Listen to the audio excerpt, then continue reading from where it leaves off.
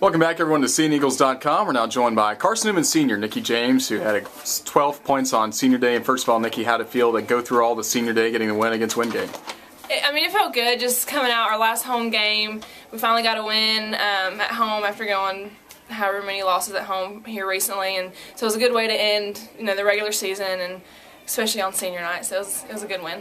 You've seen a lot of other senior nights in volleyball and also in basketball during your career. Did you think you'd be emotional coming into today?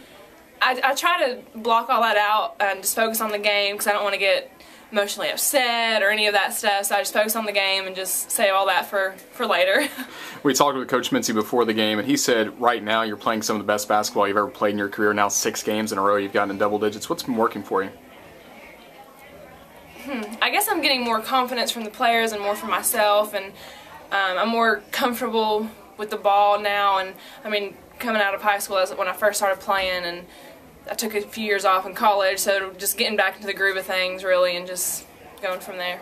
Carson-Newman's won its last 2 games now with a win today. Does this team have some good momentum rolling into Wednesday? It really does. I mean, we've had a lot of good practices in the past week and a half, and we're really utilizing our team chemistry out on the court and transporting it from practice into the game, so it's more united, I guess.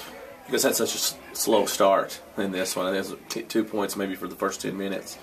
Talk about being able to put that behind you, because this one could have gotten away from you really fast. It could, but I mean, basketball is just a game where you can go on runs, and that's what we did coming out in the second half. I mean, it wasn't luck or any of that. I mean, we just made a stand in the locker room to not let them build the lead, and we need to get back in the game. And I mean, for the games that we've been down at the half over the year, I think we've done better in the second half when we've been down. So that really worked well for us, I guess.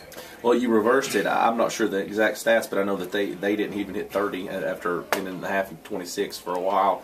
You guys finally took the lead there. Talk about what that felt like. It's your senior day. It's going to be a lot easier to be honored between games after a win. Right. I don't know. Just once we got that lead, we just knew we had to keep the lead and keep expanding it and not let them come back. And we had, I don't know, the highest lead we had, but eventually they did kind of creep back into the game, and they got up. I think we tied it or something, or so we knew we had to keep pushing and keep the momentum going.